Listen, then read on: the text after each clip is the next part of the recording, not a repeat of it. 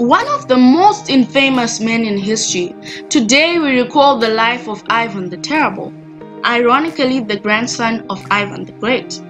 What a terrible man! He ruled with an iron fist and brutality over his subjects. His terrible acts horrified many, earning him the name Ivan the Terrible. But he wasn't completely a terrible man.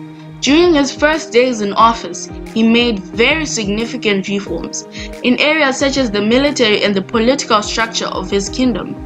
However, the fact that he was terrible will never be erased from history. Many have sourced his cruelty to the pains he experienced during his childhood. He was born in 1533, and at the age of 3, Ivan lost his father. And after 5 years, in 1538, he also lost his mother, which was believed to be a devastating event in the youngster's life. The nobles who took care of him after this tragic event were not so polite, seeing that he was the future of Russia. Politics became very unstable, as the death of Ivan's mother led to the struggle for power among the nobles. From 1538 to 1547, Ivan was crowned Tsar of Russia in 1547, and in the same year he was married to Anastasia Romanova, who bore 2 male heirs to the throne, Ivan in 1554 and Fyodor in 1557. Unfortunately, she died in 1560, leaving the two at a very young age. Ivan, as mentioned earlier, issued a lot of significant changes, not neglecting the number of lives lost in the process.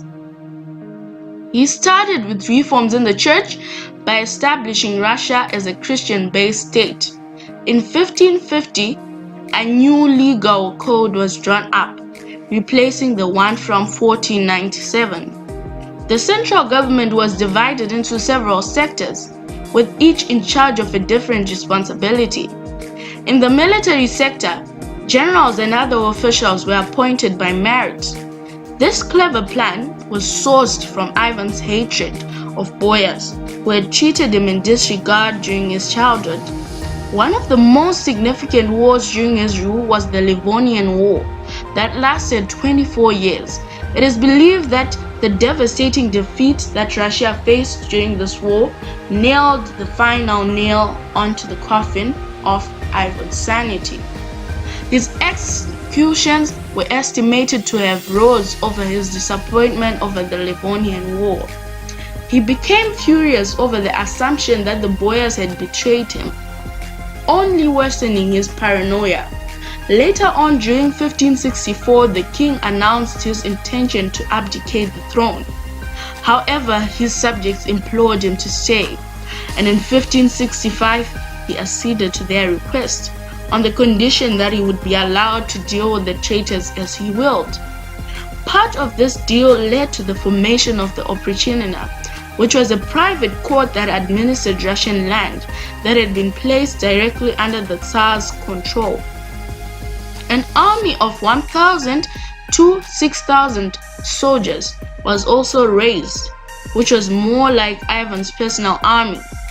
To many, it symbolized the weapon of mass destruction that initiated the loss of many lives, including a large number of boyars.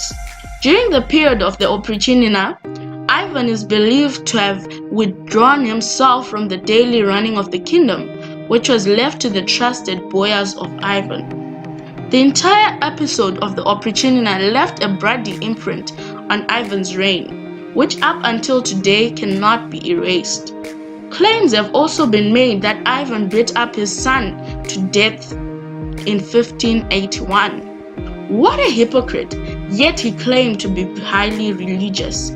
However, every terrible thing comes to an end. On the 28th of March, 1584, Ivan died of a stroke. Fortunately, the people of Russia were spared of his reign of terror, but unfortunately, Russia was left in rubble.